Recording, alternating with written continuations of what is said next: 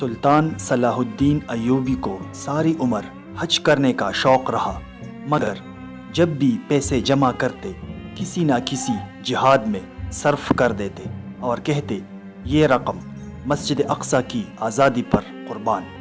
اس طرح کرتے کرتے آپ نے آخر کار 50 سال کی عمر میں مسجد اقصیٰ کو 12 لاکھ یہودی اور عیسائی فوج سے آزاد کرایا۔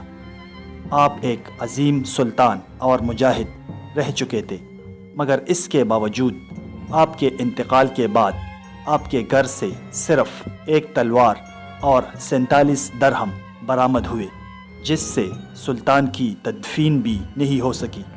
چنانچہ قاضی نے آپ کے کفن اور تدفین کے اخراجات اپنی جیب سے ادا کیے تھے۔ اللہ سلطان ایوبی کی مغفرت فرمائے، آمین۔ دوستو، چینل کو سبسکرائب کریں اور بیل آئیکن پر ضرور کلک کریں۔ شکریہ۔